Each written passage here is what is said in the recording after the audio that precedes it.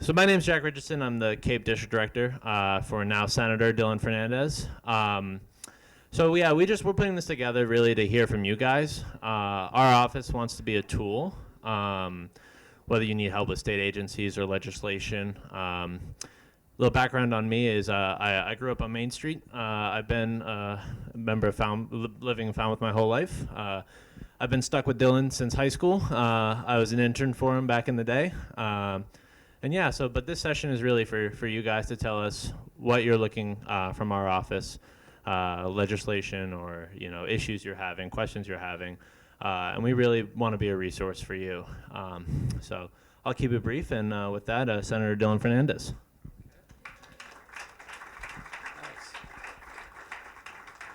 Here. Well, thank you guys for coming out. Is this audio okay? Is this okay? Is it in the back? Yeah.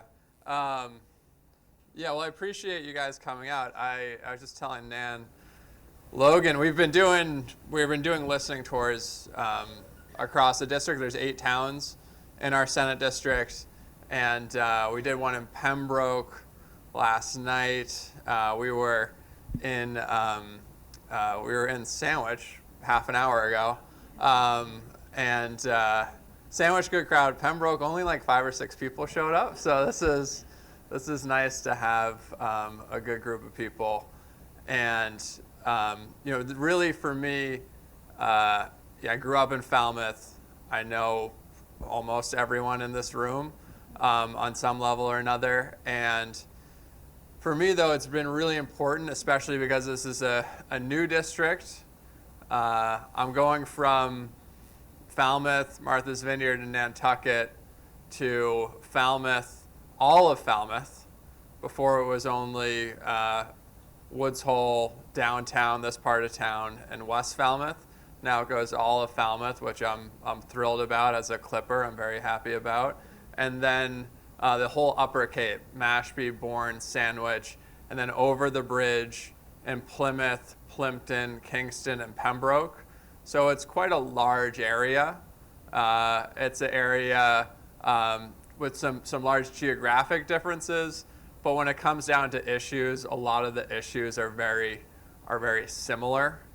And those are issues that when I was meeting with people at their doors during this campaign, were raised a lot, and those are some of the things we're going to be really focused on in the legislature. I think chief among them is issues of affordability and how much of a struggle that's become for people, for almost everyone, and particularly those here on the Cape. When you think about the cost of housing, when you think about the cost of being able to rent a place, and if you look at the state, in terms of the people leaving the state, and there's been some news about that, it is almost entirely people who look like me, like people in their 30s, early 40s, who are leaving and citing housing as the number one issue, and right under that issue of the expense of childcare. And childcare has also become really unaffordable, and we need to do a lot more there in the legislature, and that's something we've funded at the highest level ever, but are continue to address. And then the other big issue that keeps coming up across the district, whether you're in Plymouth or down here in Falmouth, is issues of the environment and water quality. And these are coastal communities. What is sea level rise going to mean for us? How is that going to impact us going forward? And then, of course, kind of the big issue that is right in the heart of this district is around the Cape Bridges, the biggest bridge infrastructure project in the country. It's going to decide our fate for the next century or two, how those bridges get built. And I think that the state has a bigger role to play, especially around the Bourne Bridge. And I'll just close by mentioning one more topic, and then really these forums are for us to not talk and just listen and take notes about the issues that are important to the people we represent. But the last one, because it's new news that's impacting our district, is the the state's proposal to close 16 inpatient mental health beds in Mashpee and Pecasset in particular. That is something that I think is a horrible decision by the state. I think it's morally wrong, and we're going to fight really hard to try and get the administration to reverse that decision.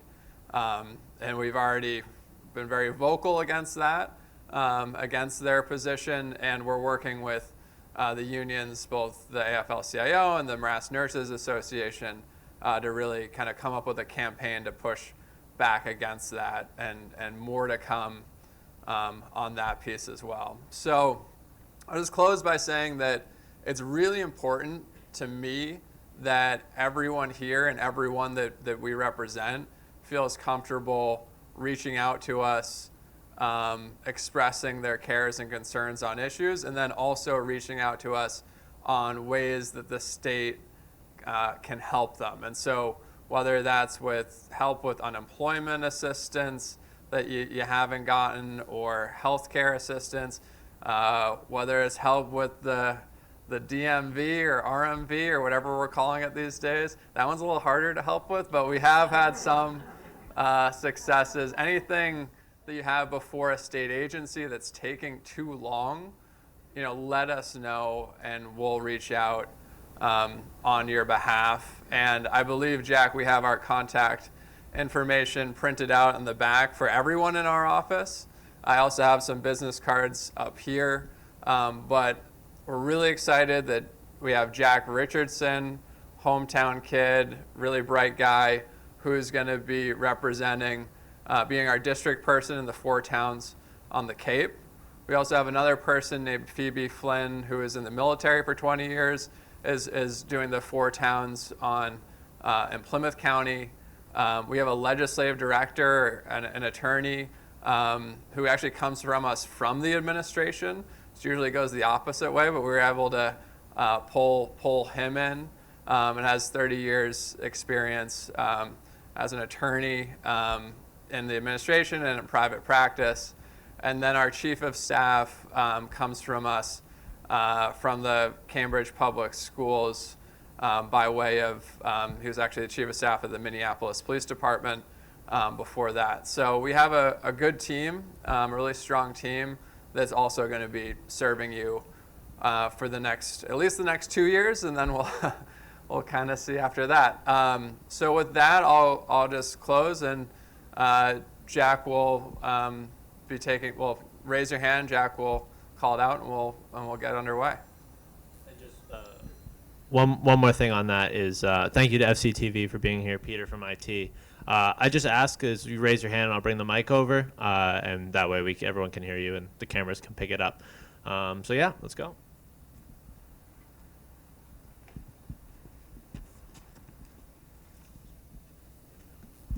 And if you could start with your name, please.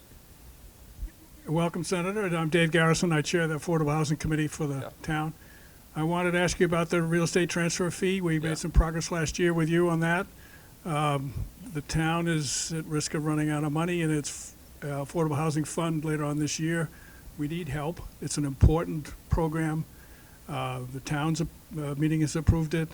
Can you tell us what the prospects are for this year? Do you and Senator Sear have some plans afoot as to how we might get this forward? Yeah, thank you. So the question was a real estate transfer fee. The governor filed that. What this is a small fee, 0.5% to 2% on multi-million-dollar home sales, where the first at least $1 million, but you could have several $1 million are exempt. So multi-million-dollar homes, and that small fee goes to an affordable housing trust fund to help support housing, and it stays at the local level. It doesn't go back to the state, so that the people buying multi-million-dollar homes in Falmouth pitch in a small percentage into what becomes essentially a housing bank that can sustain kind of workforce housing. I was the first filer of this on the House level. We advocated for it really hard, and sadly, it didn't go through.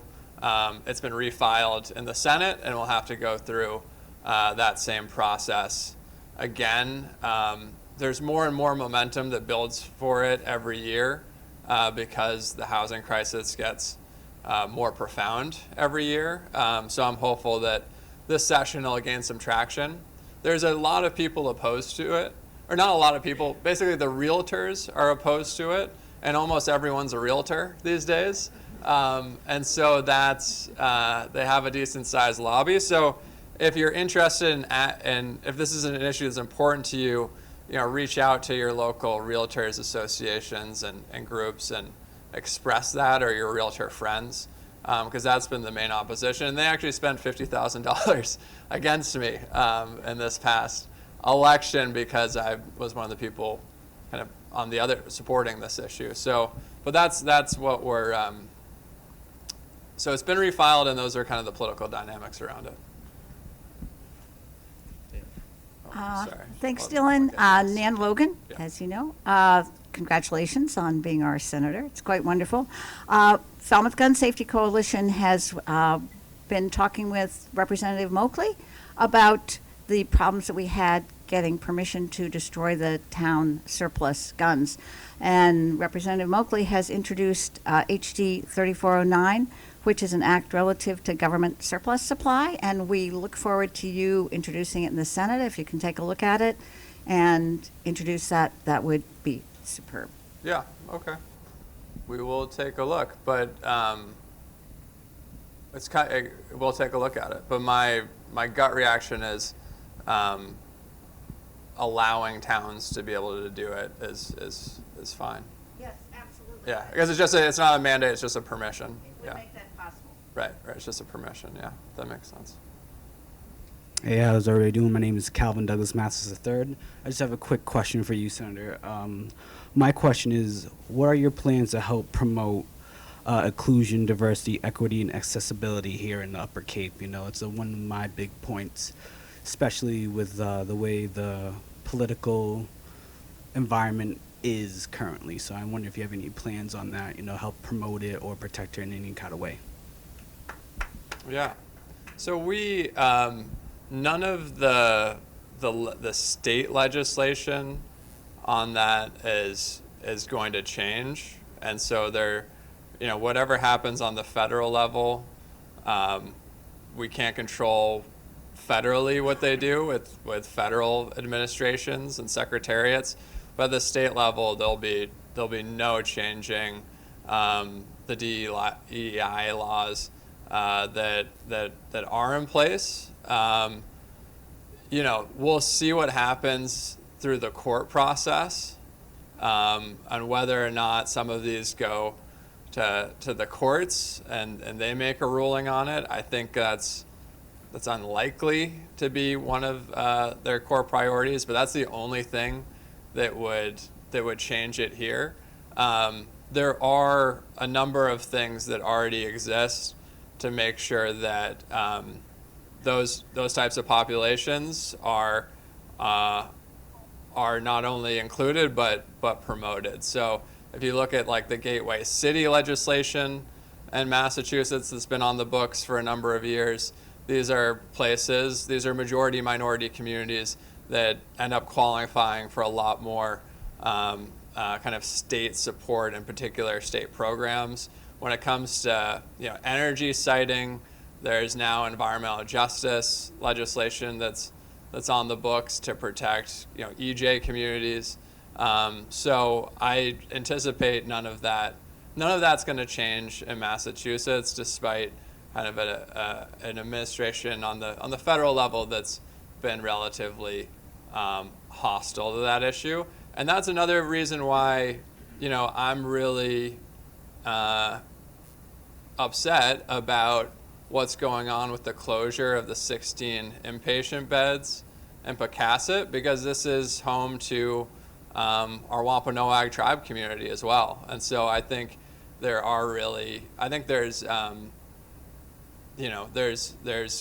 inequity components about that at the state level. And so we're gonna be pushing back against that in that vein. I hope that's something helpful. Yeah, Bob? Oh, and then Jack, we're up here. You had a question, right? Jack, can we go? Yeah, can we go here and then to select board member? Just kind of, I guess, building off of the question about affordable housing, have you considered the cohabitation of like state facilities and affordable housing? Like I know different places in Boston is building a branch library where they have affordable housing tied to libraries, and it's happening more across the country. I think Chicago was like the first one that had that, especially when there's either a renovation or a new branch library being built. Is that something that's considered ever? So we have, so the question was around, and it was particularly about libraries, but basically it was around building government facilities and thinking about having housing be a part of that, with libraries being the example is what other municipalities are doing. So that's actually a new idea to me. So we'll take some notes on that, libraries plus housing. But I like the idea.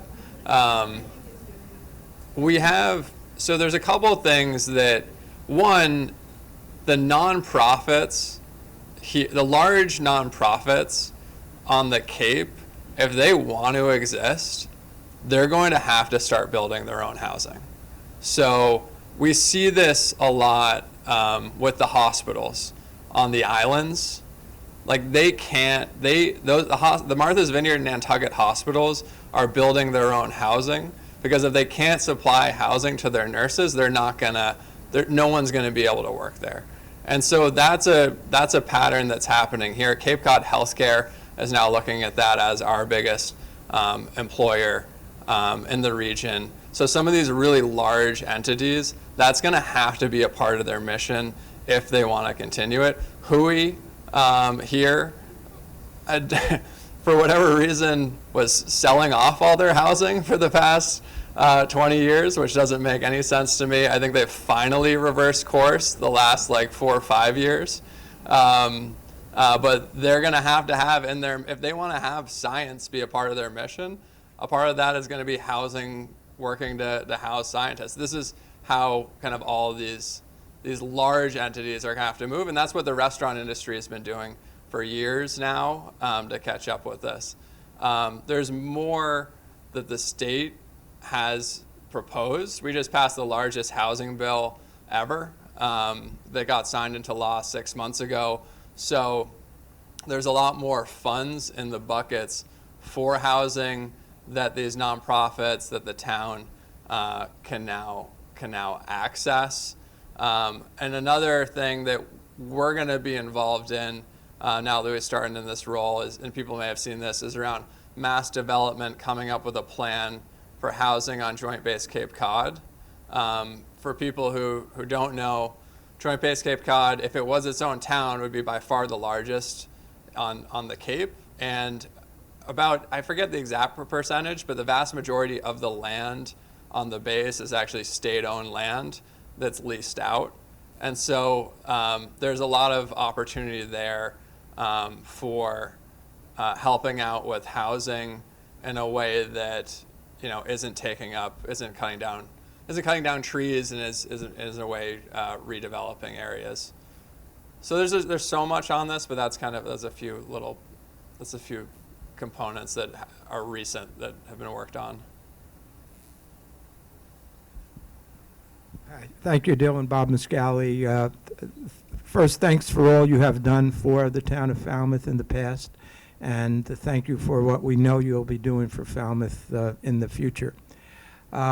Two questions. One is, I agree with you about the bridges and how critical that is, but certainly here in Falmouth and all on the Cape, we're dealing with the Damocles sword of these impending issues with respect to Title V and IA systems.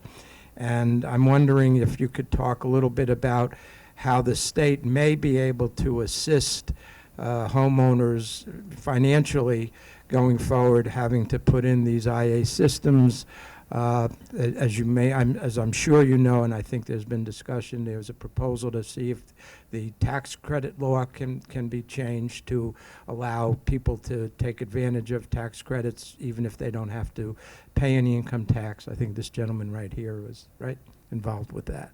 And thank you. And then the second question has to do with the Steamship Authority and seeing if there's a way to, especially with the upcoming change administration, if there's a way to get the Steamship Authority to be somewhat more responsive, to the town and its issues. Last night at the Select Board, we learned of certain actions that the Steamship Authority has been taking since 2019 to actually take over town property down there at the Railroad Avenue and Luscombe Avenue intersection without any notice to the town, and they've been totally unresponsive up to this point. So, I know you're concerned with that as well, but, love to see some way to have the state put some pressure on the authority to be more responsive to the town of Falmouth. Thank you. Thanks. And Bob Muscali, select board member, and then I just saw Doug. Where's Doug?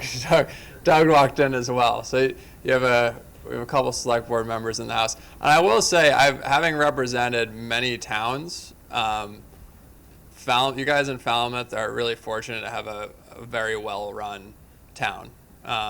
Every town has its issues, to be sure, but as someone who's seen up close other towns, Falmouth on the whole is a very well-run town.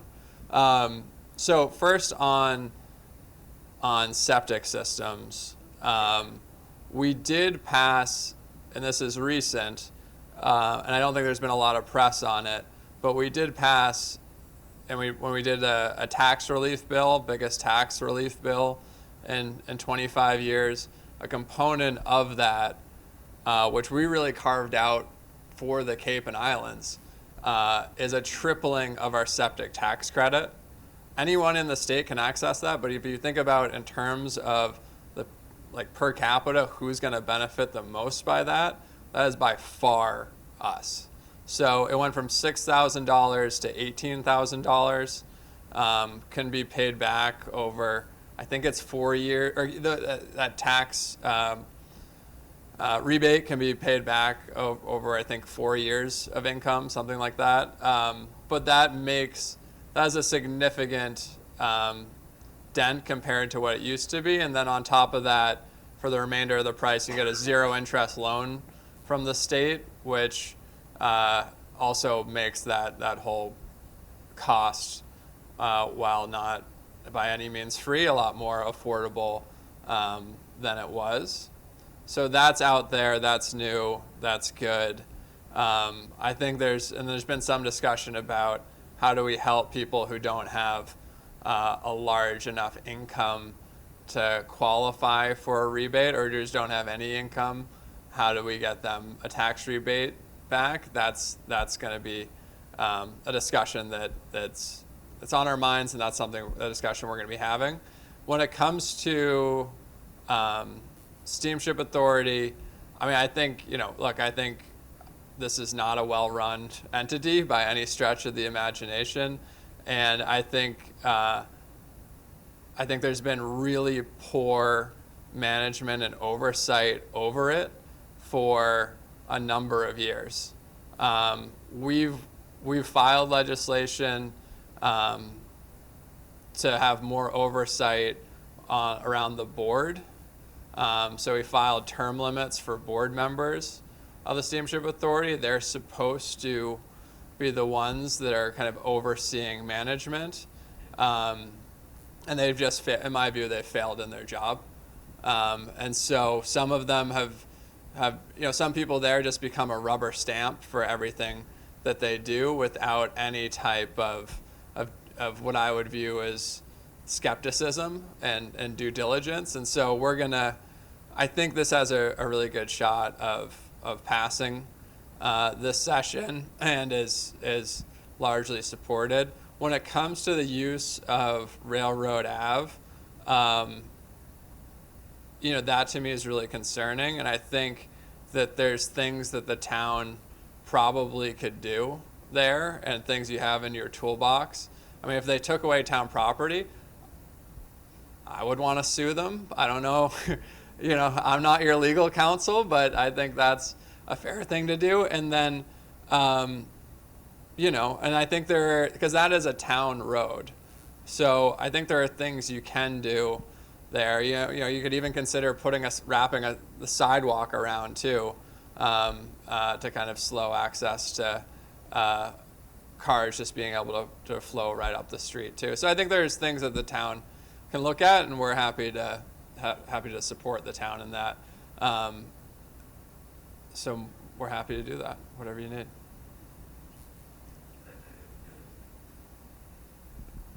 Jonathan Kaufman. I'm a member of the Water Quality Management Committee here, and I just wanted to follow up on Bob's question regarding the conversion of the septic tax law from a non-refundable to a refundable credit. One of your colleagues, David Vieira, has already submitted a bill into the legislature for exactly that. The wording has to still be written, but it's there. So our question to you really is, how can you help us further that? We're actively soliciting the help of the other select boards on the Cape, but I imagine the bigger challenge lies with the broader statewide acceptance of this bill, where the problem might not hit home as immediately as it does for the people on the Cape who have to act in the next 5 years to address their nitrogen concerns. So we actually would love to meet with you, Sure. present the story, and figure out, with your help, how we could improve the odds of this tax bill being passed, because it will have such an important impact on the lower middle income segment of the population who today won't be able to access that $18,000 credit that you're talking about. Is that because, and we'll schedule a meeting, but that's because their tax liability is too low? Yeah, I mean, if you figure out, if you do some calculations, you can simply see that if the median income for the town is 90,000, when you start putting in the 5% rule for state tax, you can quickly see that you get below that minimum income to claim the full tax award very quickly. If you make it a refundable tax credit, as long as you show you have the expense for putting in the upgraded septic system or connecting to your sewer, you'd automatically get that money back. Just to follow up, especially with older individuals, homeowners here in the town who are on fixed income, just Social Security and maybe a small pension. We've heard people come before the Water Quality Committee and the Select Board, homeowners that fear they may have to move out of Falmouth because they can't afford to put in the system. So I think it's a great idea, and appreciate all the work you've done on that on that proposal. Great. Yeah, so we'll schedule a meeting, and then it sounds like there isn't a bill yet, but usually what happens if you don't have a bill, you file a placeholder, which is just a name with no information on it. So we also have our own attorney, so we don't have to wait for House counsel. In that aspect, it would be House counsel would probably be drafting something, so we could have our own attorney look at it too. But either way, we'll schedule a meeting. We're happy to file something. Yeah. Hi, Dylan. I'm the chair of the Water Quality Management Committee, as you know. So to frame this for you a little bit, great that you got through in the last time around this tax credit. Our analysis shows, since it's only available to primary homeowners, the people that have the higher income are the second homeowners in these areas. They can't access that tax credit. The primary homeowners in East Falmouth that are going to be hit by this IA stuff, their income is such that they don't get any relief from that. So that's why we're working hard to change it from a non-refundable to a refundable, and we'd love to get to your office and walk you through it. Yeah. Okay? And send us because it's over 4 years, right? The tax credit. It's over 6 years? Oh, well, and you still can't get there? It's capped at $4,000 a year, and you get it. It's only used to offset what you owe the state. Yeah. You don't owe the state, you can't claim the credit. Right. Okay. And Okay. just one thing on Because things like you- that is our contact info is all in the back, and we want to make sure we meet with everyone. Dylan.Fernandes at masenate.gov, and I'm Jack.Richardson at masenate.gov. This is a great example of a really in-depth policy issue that, we want to sit down with you guys and really crack into it. So please fill our inboxes up after this.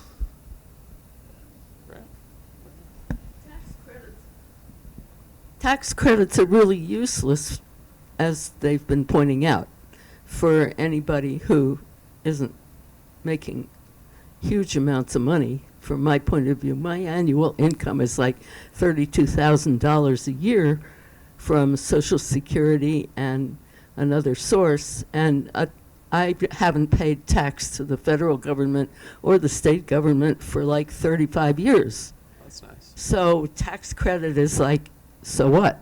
Somebody rich gets that. But my question is about what is going on in the Commonwealth government about the impoundment that Mr. Trump just imposed on the federal government. What percentage of the money which the state receives and disperses comes from the federal government, and what is the state beginning to think about what it's going to do if that impoundment holds? Especially because the Supreme Court just decided that the president can do illegal things and be relieved of responsibility, and just about everything that he's done in the last 10 days has been on paper illegal, unconstitutional, which means that when the months and months and months and months from now, when everybody finally who's suing him goes through the courts and arrives at the Supreme Court, they're just going to shrug and say, well, we can't hold him responsible because we've already decided he's not. So the state is going to have to step in. Is the state thinking, for instance, about withholding the money that it sends to the federal government? Is the state even thinking about the whole issue? Gotcha. So that happened yesterday. So I don't know what the state's. I don't know if the state has a policy on that yet, and I think it's just probably temporary. And my understanding, it was more so less around grants that went to states and more around grants that went to nonprofits and private entities. But I mean, it raises a point generally that, we're facing a lot of uncertainty, and how do you plan for that? It's my philosophy that there are some things that we know based upon the new administration with a great deal of certainty. There's a very small amount that we know with a great deal of certainty, and then there's a ton that has a lot of uncertainty around it. And I don't want to spend my time around thinking about the ones with a high degree of uncertainty, because then you could spend the rest of your life doing that, and you don't know what's actually going to come up. And so focusing on the things that we do know is going to happen or has a really high likelihood of occurring, I think that's more important to plan for. So one example of that is it's highly unlikely that we're going to get, over $2 billion for the Bourne Bridge in the next 4 years. That could, you could possibly get it through legislative appropriation if there's a change in power at the legislative level in 2 years. But in all likelihood, for the next 4 years, we're probably not going to get funding for the Bourne Bridge. I hope I'm wrong, but I think that's a high probability event. And so then from our office's perspective and my perspective, we're going to be pushing, the state really to start planning proactively. Okay, what does that look like? Does that mean that the state needs to start planning a way to help fund these bridges if we're not going to get federal funds. We need real answers from the Army Corps of Engineers as to when we would absolutely need the funding by, and like when is the last date so that we can work backward from that. We haven't really been given that yet. They came out with a 2020 report, our major rehabilitation report, that said that we needed the funding secured by 2029 for the Bourne Bridge, and if we didn't, then it would trigger a major rehabilitation, which means that the bridge shuts down completely for 6 to 9 months, and then 2 years after that goes to one-way traffic, which would completely cripple the entire Cape and Islands. So that's a non-starter, right? So we got to find out from the Army Corps, okay, is that 2029, is that still true today? Is that absolutely solid? We need to find out what date to work back from, and then it's my view that the state needs to start thinking a lot more proactively about this if the feds, in all likelihood for 4 years, aren't going to come through with funding on it. So that's just one example, and there are other kind of higher probability events as well that the state's already responding to.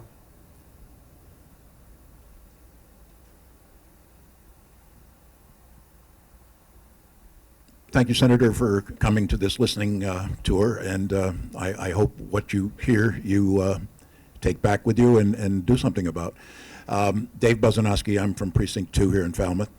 2 questions for you. One, I think, should be a relatively easy one, and that is in November, we had a ballot initiative, number 1 on it, to audit the legislature, and which passed overwhelmingly, 72%, if I'm not mistaken. Could you bring us up to speed on that one as to where that stands? And number 2, and a particular concern to my group, let me put it that way. In November, the administration made changes to the EFSB siting board permitting for various of these green projects, put it that way. And they simplified it to a 1 permit as opposed to a multiple permit, and they streamlined it to expedite the approval process.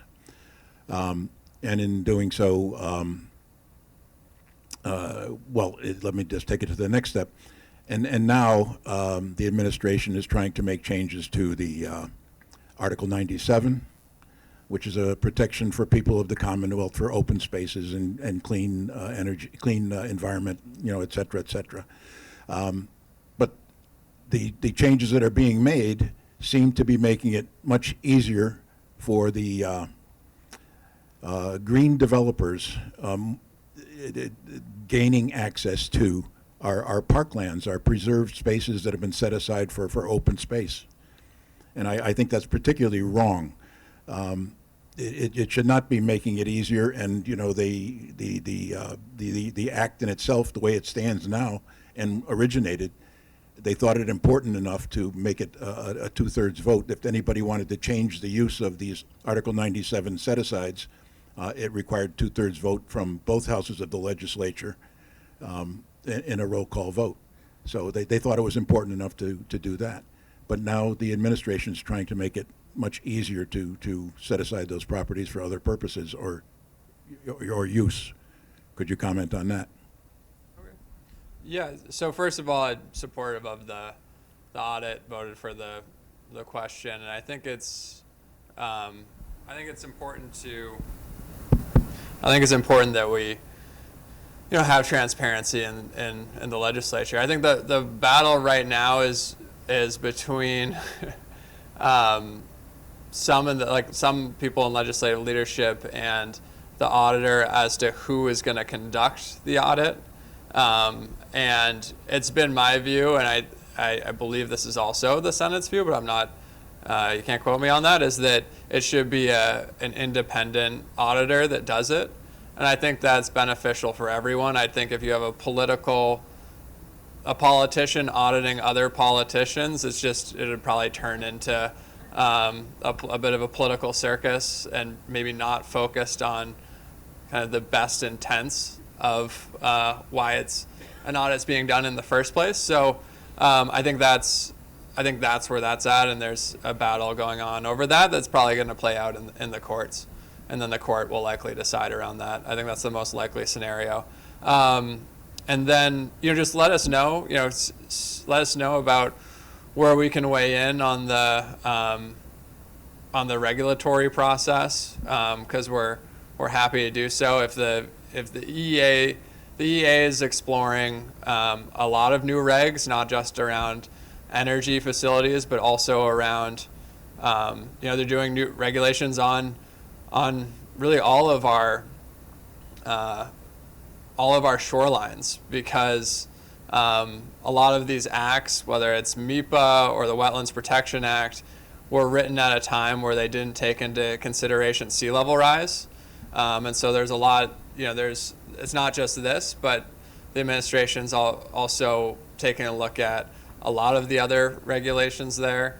So just let us know. It's hard to, I can't see, it'll be hard to change the Article 97 process too much, because it's my understanding that that would take a constitutional change, because it's a part of our Constitution. But we can take a look at what they're proposing. It's to my knowledge, nothing's been finalized, and it's still probably a part of a comment period. They've had two Zoom hearings, public hearings on it already. I don't So think it's it was important to go. particularly well advertised, to be perfectly honest with you. And the two Zoom meetings were not particularly well attended by the public. So I think it's kind of going on behind closed doors. Well, No, I mean, that's the Public- policy. public They Zoom meetings probably did the are proper closed doors, advertising in the paper, but everybody doesn't get the paper to read it, to know about it. And these two Zoom meetings have taken place, and it was poorly attended. And I don't think that reflects the lack of interest on the public's part. And the issue is coming up relatively soon. They're digesting the comments that have been made. But it's even deeper than that, as far as I'm concerned, because a lot of the authority for the Article 97 changes they want to make is in the hands of the Secretary of the Energy and Environmental Affairs, and who happens to be also the chairman of the board of the EFSB. So it's almost a conflict of interest in a way, one who's submitting the changes and the other who's approving the permitting is the same person. So it's kind of odd, and I don't think it's right that the use of the Article 97 land should be used for any other purpose. okay. Thank you.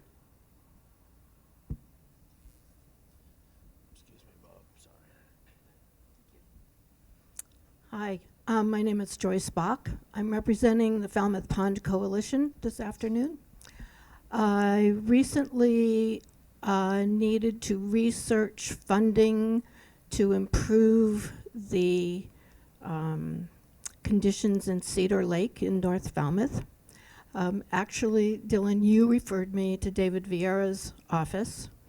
Research there showed that there is no state funding at the moment for pond remediation, except if you want to apply alum to your pond, which is only one of many remediation efforts that can happen.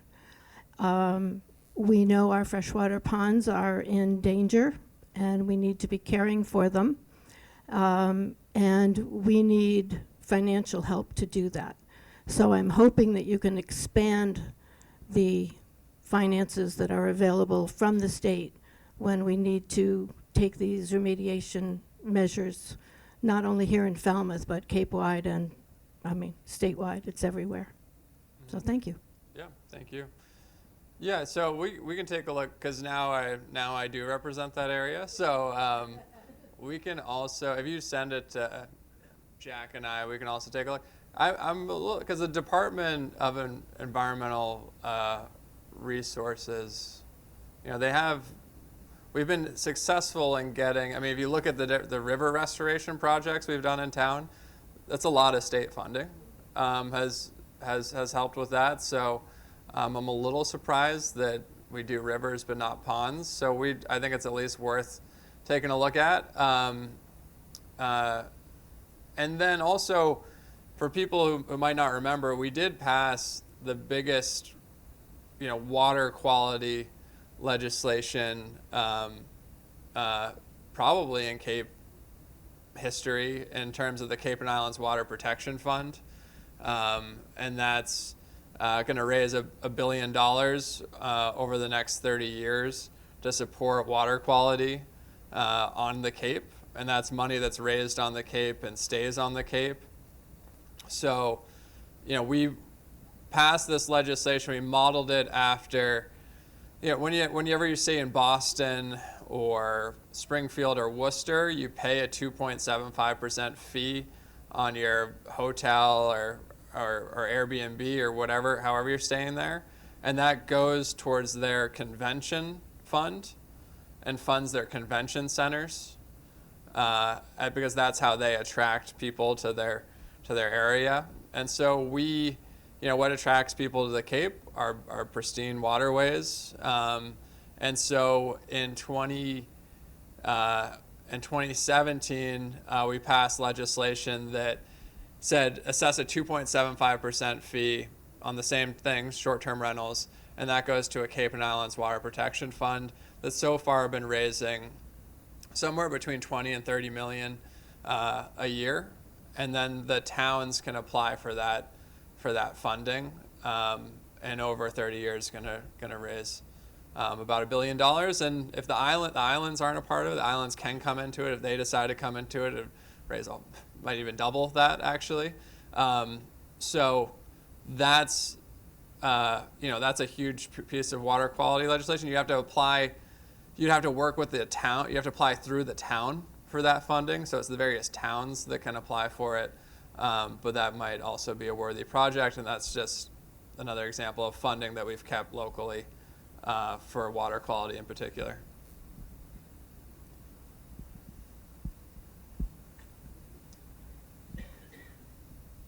Hi, Dylan. Judy Laster. I'm here wearing a few different hats, the Woods Hole Film Festival. I've also been working with a lot of folks on the Steamship Authority. And I actually have something that I want to ask you a question about. With regard to the Steamship Authority, I don't want to pile on too much. I know we've talked about it a little bit, but I think the problems are far more significant than anybody actually knows or realizes, and I'm sure Nat will probably speak to this a little bit later.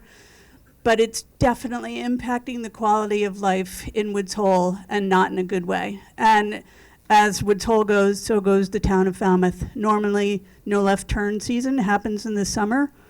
Unfortunately, now it happens every day because the traffic coming from Woods Hole all hours of the day and night is really abominable.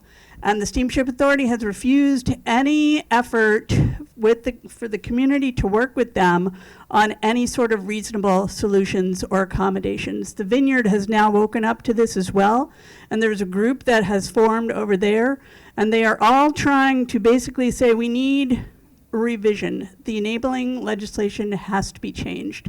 Falmouth must be adequately represented, and we are not. And that's why they can ignore us and do whatever they want, because nobody has the power to tell them otherwise. So I hope that if and when legislation starts moving, one of the things that you would consider is working with the community to revise the enabling legislation, the whole structure of the voting, not just term limits, but the way the authority actually works and what it does. And maybe it's time to put it in a different place. Maybe it's time to put it under a state agency that actually is responsible and responsive. So that's one thing. But the second thing is totally off topic. I'm part of a Resilient Woods Hole, and they're doing a significant amount of work to address sea level rise and climate change. We see, based on the fires in California, a lot of home insurance issues are going to become a huge problem for everybody. And in Massachusetts, I know we have the FAIR plan. Not too familiar with how it's working these days, but what is the conversation in the legislature these days about helping people who are going to lose their home insurance? There's not a robust conversation about it, but Massachusetts is a state where they backstop private insurers if they fail. And so that, in a way, gives a subsidization or more certainty in the marketplace to the private entities. Well, there's not a large conversation about it. There's conversations about buyback programs for coastal homes. Sarah Peak, who just left the legislature but was out in the Outer Cape, she filed legislation on that. But this is something that the state's going to have to be thinking more about, and a lot of it is going to be pushed by insurance, quite frankly. And that's how a lot of personal decisions are made, because there are, and I frankly I don't want to see the state getting involved in giving out a lot of money to people to subsidize homes in areas that we know we're gonna lose with climate change. I think that's a really poor use of taxpayer dollars and a really bad stewardship of it. I think there's and especially because we've known for the past 30 plus years that this is occurring and what some of its effects are going to be. So I wouldn't want to see the state be on the hook for funding other people's property insurance who are, no matter what, their house is going to be gone. So, because that would very quickly eat up all of your taxpayer dollars. So, I think the state needs to come up with a better, or needs to put some more guidance to municipalities around a plan for this. We already have the MVP legislation that we passed, municipal vulnerability preparedness legislation, which is grants to all towns on them being able to come up with a plan and assess what areas they're going to lose, what areas they can put a little money towards keeping, and what areas are going to remain in town no matter what the level of sea level rise is and the increased storms are, and then can make financial decisions based upon the science that around that, because we can't be making decisions too where we're funding and putting money, and municipalities are using your taxpayer dollars or we're using your state dollars to fund these projects that might be good for 50 and 20 years, but in 30 to 50 years are going to be wiped out and negligible anyway. That's not a good use of taxpayer money. And so if towns have done that planning, which the town of Falmouth has, most of the Cape towns have, that opens them up for more funding for kind of these evidence-based projects. The environmental bond bill is coming up next session, so that's going to be an avenue to put more funding in this program, which has been really successful. And how I want to see it play out is that we should be focusing on nature-based solutions first, like what we're doing with the Coonamessett River in town, and clearing those dams and restoring those bogs. So when the ocean rises, it's flowing into cranberry bogs, into estuaries and up the river, and not into our basements. So that should be our first, where we put this money first. And then the state also needs to be giving guidance to conservation commissions, which are frankly like kind of hit or miss, because look, they're volunteer organizations, and as these environmental issues become more and more severe, they're going to be taking on some really complex issues, and these are generally, in most municipalities, just a volunteer body, and they do really well at some things, but some of these issues are becoming really complex. So I think the state needs to give guidance on what are best practices.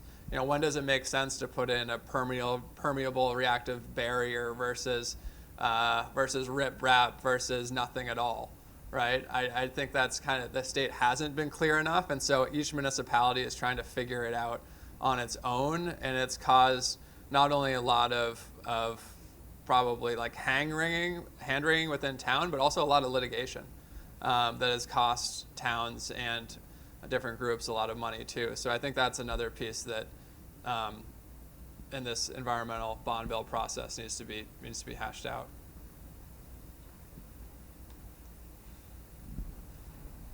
Hi, Dylan, Michael Asso, and thanks for all your help with affordable housing. But as Dave Garrison said, the very first speaker here this afternoon, the town of Falmouth is starting to run out of funds to help fund affordable housing projects, and I'm wondering what your office can do with the passage of the Affordable Home Act and all the money that's going to be available there to bring more money to our community for both year-round and seasonal housing for our employees here, which is so desperately needed.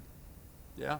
Well, like with any project at the state level, if we can ever be helpful with grants, which is how the money gets dispersed through these bills, like we're here to write letters of support, we're here to make phone calls to the administration, and we've done that for I don't even know how many projects over the years, and have been quite successful in getting money back to towns for those projects.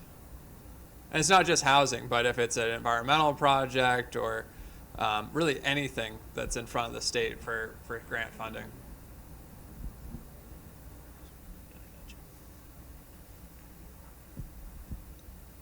Hilda Menge, I'm representing the Green Center. As you know, sewering and IAs are extremely expensive. Right now, IAs, the way it's early drafted plans will be about $400 million just to install them in Falmouth. And that is going to be also over a very long time, so it will take a long time before we see any advantages of spending that huge amounts of money. As you know, we have been proposing urine diversion as a way to get most of the nitrogen out as quick as possible. So about 80% of our wastewater nitrogen comes from urine. If we can take that out quickly, we can improve a lot of the in this town. Are you helping Falmouth and the Cape with promoting urine diversion? I don't think I've done enough to promote urine diversion, but I mean, what we're looking at is, I mean, you guys, what I've been supportive of, and I think the town has been supportive of, is, or at least the town meeting is doing a pilot program around it, and then I think you need, once you get a pilot program, then you can study it and see whether it makes sense or not. And I think that's my understanding. That's your guys' plan and the town's plan, and I think that's a good thing. Are you helping us with that urine diversion pilot project? Because it's going very, very slow, and we need your help to promote it. On the Well, look, side, no, you that's a municipal. It's entirely a town okay. issue. The state No, isn't funding it. The state, I don't think you need permits for it from the state, but let us know if you do. Oh, yes. Okay. Well, then no one's reached out to us about the state permitting, and so please do that. We won't know about it unless people tell us that that state permits have been filed and we need help through the process. So I would like everybody to know that there's a sign-up sheet here in the back. If anybody wants to know more about urine diversion, the Green Center will start again with tours, and the first tour of the year is mentioned there on February 8th. Sign up, it's free, and learn more about urine diversion. Thank you. Okay. Hi, Senator. Hey, Rosemary. Congratulations. I'm Rosemary Carey, and I want to thank you for always being a climate champion. And I probably speak for a lot of people who are devastated that this administration has basically shut down offshore wind, renewable energy, or slowed it for some projects.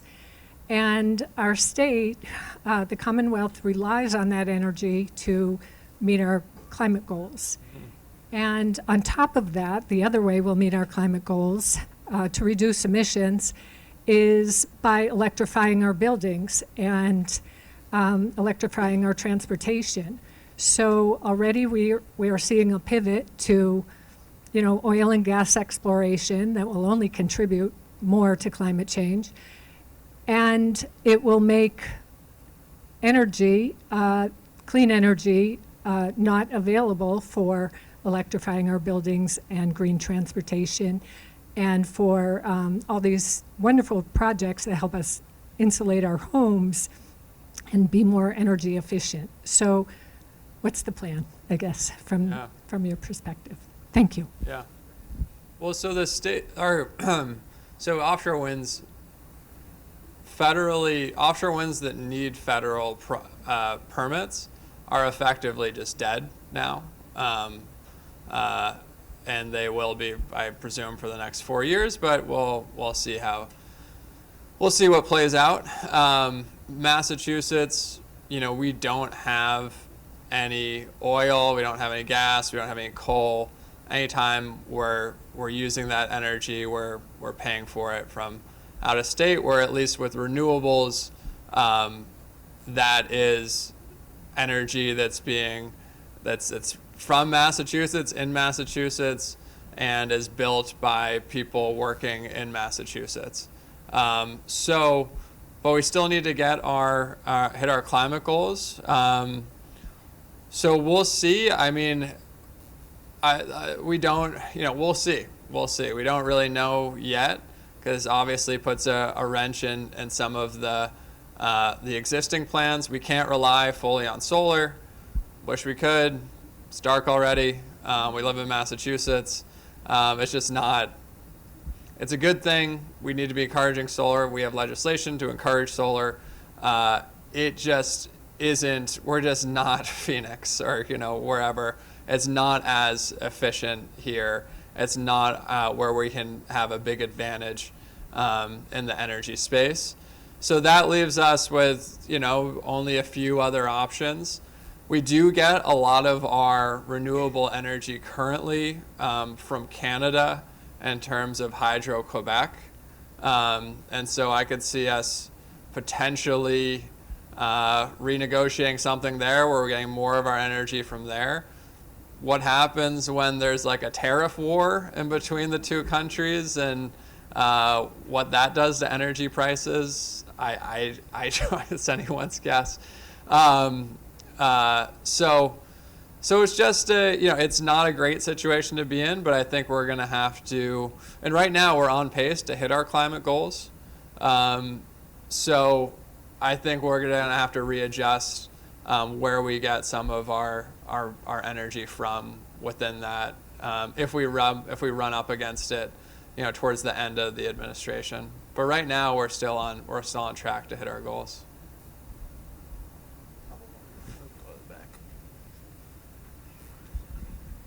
Hi, Dylan, Hey. Senator. See you. My name is Janet Azorovitz. I want to follow up on a question that Nan Logan raised early in the discussion. I'm a part of the Falmouth Gun Safety Coalition as well, and a town meeting member. And as a town meeting member, I was part of the group that the voice of the people voted to destroy surplus weapons in the police department. Our mandate went to the Attorney General, Yep, and because of familiar. wording of the present ruling, or at that time present, it didn't go any further.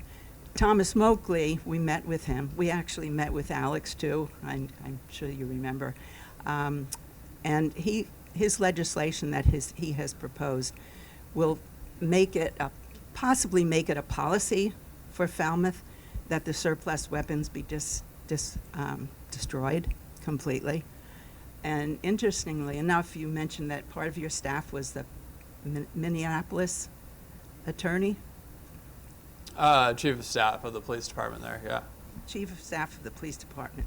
A couple of years back, the police chief decided, after he read the investigative reports about the numbers of guns the number of deaths and crimes that were committed with the surplus weapons that were sold by the police department, he decided to destroy the guns right from that point on. So I don't know if the attorney was there at that time. That was just a couple of years ago. Yeah. Well, he was there post George Floyd, so whenever that, I think he was there like Yeah. 2022, 2023. Yep, he might have been Yeah. there. But I just want to ask that Yeah. you possibly could co-sponsor. Yeah. if We'll promises either goes co-sponsor it or we'll file it in the Senate. One or the other. We'll just figure out what's the best path. But it seems the only you have 2 weeks to timely file legislation. We filed 45 bills, maybe more than that, in 2 weeks. It's just a lot. And so you don't need to file things within that 2-week period. It's just they're automatically guaranteed a hearing if you do.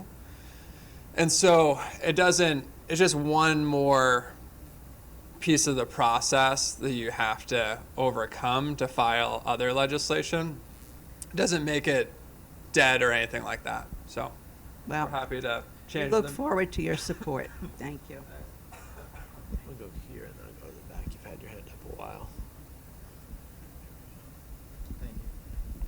I'm Malcolm Donald, town meeting member. Getting back to urine diversion, not only is the state involved with Falmouth's urine diversion project, it's actually holding the pilot project up. Mass Tech has submitted, or soon will submit, an application to allow Falmouth to test urine diversion to be approved form of an IA for use in its watershed plans. Falmouth needs a speedy reply and approval from DEP on the application from MassTech. Also, MassTech has submitted, or soon will submit, a request from the Mass Plumbing Board for a variance to allow Falmouth to use several urine diverting fixtures that are not currently on the list of approved fixtures. I get the point. I think just unless people send us things, we won't know. So, the town hasn't reached out to say, hey, we need help with this state permit. So, but if you guys send it to us, we can connect with the town, see where they're at in the permit process, and happy to weigh in. But again, this is why we do forums like this. This is why our contact information's everywhere. We need to, there's so, like the nuances of one town's permit on one issue, we're never going to keep track of that for everywhere. So we need to hear from people, and that needs to be, and send it to us, especially via email, if it has a docket number and things like that we can refer to when we're talking to the state. But just send it. Jack, I think I need some water.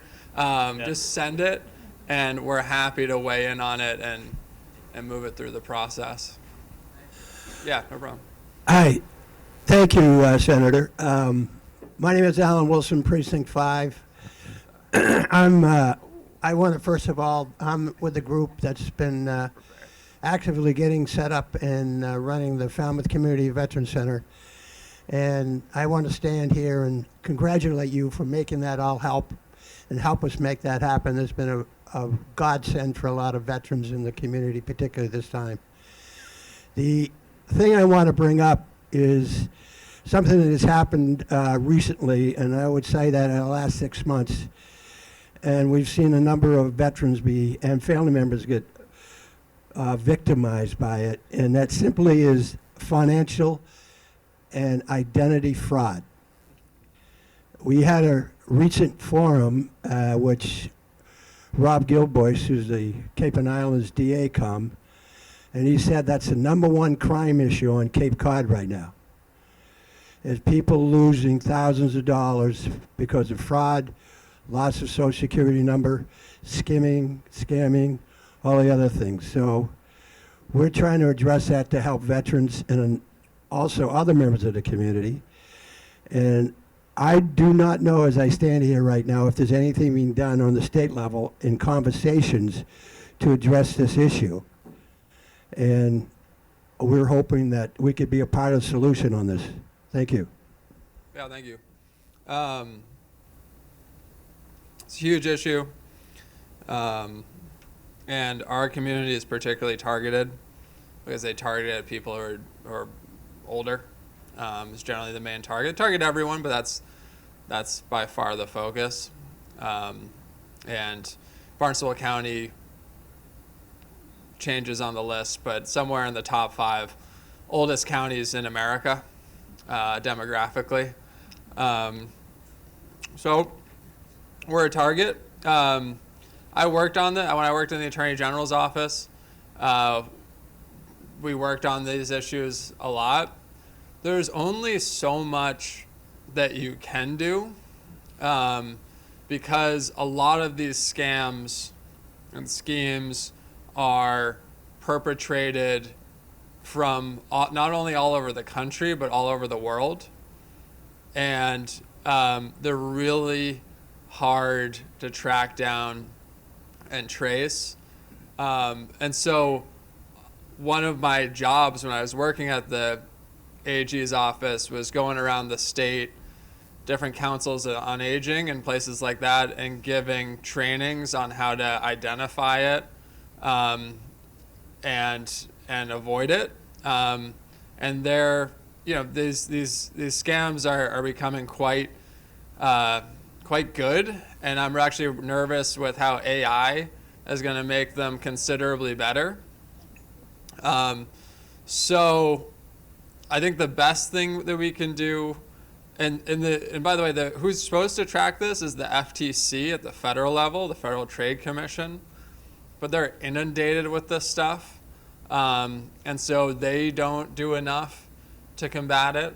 But the best thing we can do is just have awareness campaigns and talk to our family members too and friends about it as well. I mean, basically, if it's too good to be true, it's a scam. And then also, look, I don't even pick up the phone unless I know exactly who's calling, because I get these, every tax year I get inundated with these scams too, saying the IRS is at my door or they're trying to reach me or whatever. So that's important. The AG's office will go after some of this if it can be traced. Almost impossible to be traced. And then I've talked with the DA about it. There are some instances where in-state people are using Ubers to pick up money from the victim and have it delivered, like Uber Courier is a service. And so that actually, these are dumb scammers because you can actually track that, you can track and trace. And so we've been pushing for the DA to get more funding from the state. We actually wrote a letter to the administration and finance in preparation for the state budget process, requesting money. I think it was around $400,000 for a unit within our local DA's office to help track those types of scams where they actually can be traced. So that's where it's at currently, and aware of it, and we spearheaded a letter around that to the administration, trying to get funding for that unit. Senator Fernandes, congratulations on your election. My name is Frank Rosati. I live in Falmouth. I'll be honest, we really, we don't agree a lot politically, you and I, but I have a tremendous amount of respect because I think that you hold your position sincerely and you are trying to do what's best for your district. And so for that, I do respect that, and it causes me to listen to what those positions are. The only thing I would like to say as a resident of Falmouth is that, and in particular, I'm coming back to something Dave said earlier, the people that were opposed, first to Mayflower and then to South Coast, were labeled as climate deniers. They were labeled as not in my backyard. It came up again last night. We have 2 select board members here. The select board was willing to work initially with Mayflower and then South Coast. There's been a lot of negative press today about the Steamship Authority. These beautifully sounding corporations, Mayflower Wind, South Coast Wind. They're multinational corporations, and they ignored the town. They ignored the town manager's office. They ignored the select board. They just went unilaterally, and that's why, to come back to what Dave said earlier, it's important that the municipal leaders feel that they have in the State House an ally and not somebody that will be pressured by the executive branch or by these multinational corporations. These projects can happen, but they need to happen, you know, reasonably, and not just roll over. You know, the select board voted 5-0 to not allow additional testing by Mayflower Wind. It went to town meeting. Town meeting voted to not allow additional testing. I don't think that's not in my backyard. I don't think all those people were climate deniers. They saw the town of Falmouth being steamrolled by a multinational corporation, and we need your help and others in the State House to make sure that these things get done right and not done what's best for those corporations. Thank you. No, I totally, I think anytime there's any project being built, it deserves community input and community say. And, you know, some of these big developers, I think this one being one of them, did a really poor job, in my view, of interacting with the community, explaining things to, explaining their plans, holding forums about it. I think, you know, I know a part of that, it was during COVID, so some of that was a challenge, but there are other ones that I think that entity did a particularly poor job here, and they're paying the price for it. And you know, my understanding is that they're not even looking at Falmouth currently, too. So at least that's the last time that I talked to them, which was a while ago. They weren't even looking at Falmouth, but yeah, no, it's still, it's not off the table, but it's last time I talked to them, and they could have changed it because it's at least a year ago. They were looking only at the South Coast, but you know, we'll see. Time for 2 more questions. The previous, Tom Stone, Precinct 6, the previous conversation about scams and so forth reminded me of the crypto currency industry, which has thousands of different crypto coins. Is the state looking at any of this stuff and thinking of any regulation of this industry? It seems to be a primary way of moving money around from drug dealers and mafia type folks. What is the state doing? The state is not playing a large role in it. And I'm not sure how much it has in the toolbox to do so. Anything that's a legit scam, of course, that falls under the Attorney General's office to prosecute those people. You can find those people. These are registered businesses. So if it is a scam, you know, the Attorney General's office would prosecute. Largely, that stuff falls under this. Well, there's been a massive debate federally on this, which has, you know, I don't have any control over, on where that should fall. You know, and what is it? Like, is it a security? Is it not a security? Should it be regulated like stocks? Should it not be regulated like stocks? And the new administration looks really favorably upon cryptocurrency, or at least that's what their posturing's been early. So, you know, we'll see what happens. I wouldn't encourage. I don't have any of my money in crypto. I'm not a financial advisor either. So, but look, there's something like 30 or 40% of Americans have some crypto asset. It's a decently high percentage. And I don't think that you can move money like semi-anonymously, but everything, this is technology that's backed by a blockchain. And on a blockchain, you can track everything, and you can see every time it's been exchanged hands, because there's a ledger that shows you every time there's been an exchange of something. So compared to cash, it's actually a lot more traceable. You know, and there are some interesting uses for it in non-American markets. Yeah, I after the election, I got out of town and went to Argentina.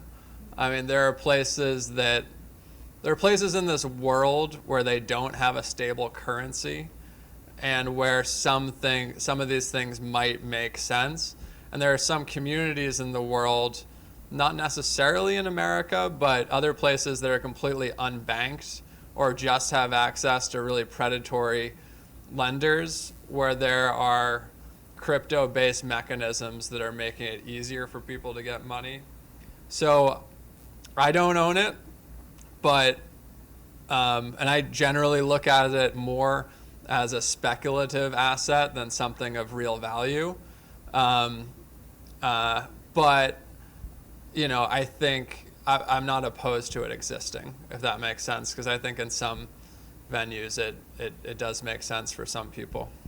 So just before the last question, just once again, if some of these require a lot more time and a lot more detail, we did run out of the contact paper, but I put business cards in the back, and it's Dylan.Fernandes at MA Senate and Jack.Richardson at MA.Senate, MA.gov, excuse me, MASenate.gov.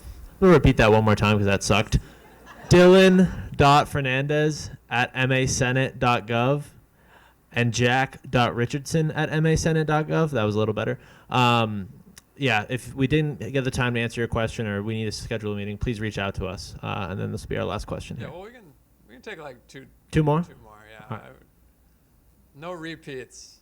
See me after. Yeah. What's going on? Senator Fernandes, congratulations. Yeah. Thanks, man. Way to go. Nice job. Appreciate it. I am speaking on behalf of the members of the Teamsters Local 59. Yeah. Who work at the Steamship Authority. We are 2 months shy of a year without a contract.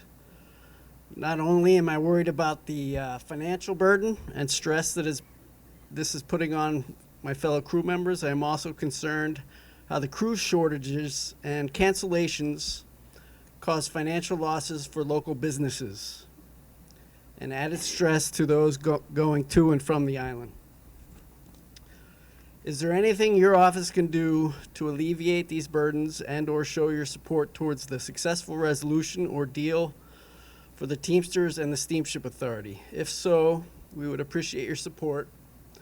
And this will be my 9th summer working for the Steamship. I appreciate everyone's public comments on the Steamship, and I hope change is coming. I appreciate your insight, Senator, on responsiveness of the management. But yeah, whatever you can do to support us, we appreciate it. Thank you. Yeah.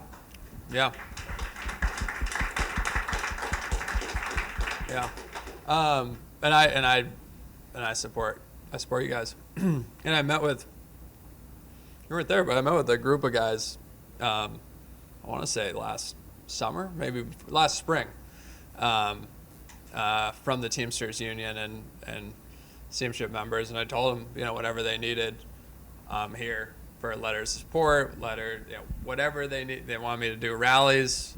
Well, I told them whatever they needed, I'm here for it. But they said they just wanted to make me aware of the issues. So, look, I would just say, back to, your union president, just let him know. I mean, where my offer still stands. Whatever you guys need, let me know, and definitely have your back. Yeah, and support you. Okay, one or two in the back, and then is it the same question? Hi, I'm Jim Sullivan. I'm from Bourne. I missed the Bourne session.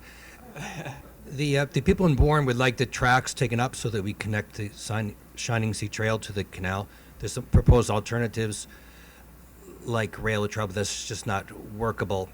And I don't want to take up your time, but it's almost unanimous in that town. That property belongs to the people of the Commonwealth, and it's not being used for its best use right now. Yeah. Yeah, I mean, this is where the state is running into issues. And on the campaign trail publicly, I said I wanted to extend the path and have it connect with have it do what you guys want it to do. And then eventually, there's a right of way on the other side of Route 28 that we could eventually have a spur going to the base there. Because the issue that we're running up against is not so much the trash trucks issue, or the trash trucks versus trash on rail issue, but really the main pushback that we're getting is from the base on it, and their like military preparedness and having that spur, which is why you're seeing this kind of hybrid thing being proposed by the state. But I'm supportive of you. It's been and David Vieira has been having the same problem, and he's represented that area significantly longer than I have, because I'm new to Bourne in terms of representing it. But that's the base seems to be the biggest impediment so far. Thanks very much, Dylan, for your efforts with the term limits on the Enabling Act. Would you still be open to working with vineyarders? You've heard about the Coalition of Citizens on the Vineyard. You may know better than we do. Their dissatisfaction with not only the management, but the way the steamship is structured today, given its size, given its influence, given its environmental health impact on Falmouth Vineyard residents. Would you be willing to take a look at making other changes to the Enabling Act of the Steamship Authority? Thanks. Yeah, oh yeah. And look, I'm fully support. We can look at everything. And the only person in the last 15, 20 years has actually changed the Enabling Act and the Steamship Authority. Happy to do.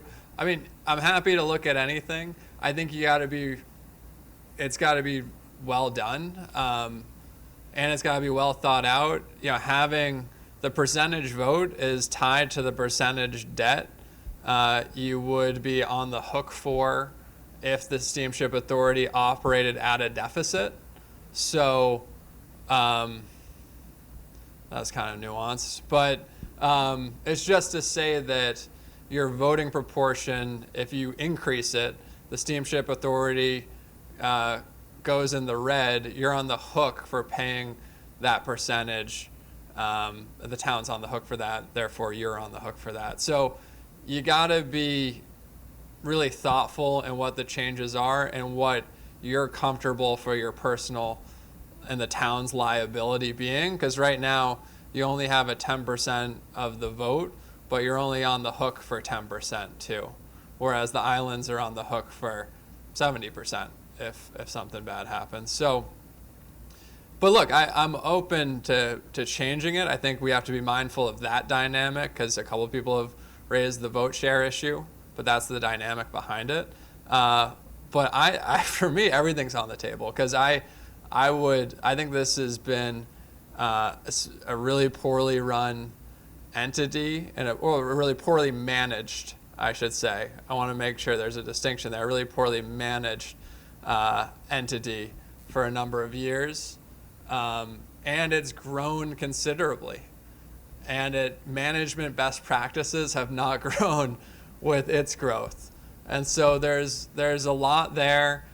As someone who used to represent the islands, I know that for the first time, this used to always be a third rail. Anytime you opened up the Steamship Authority, or even statute, or even thought about it, and believe me, I was skewered for when I filed legislation to open up as the rep by their local elected officials.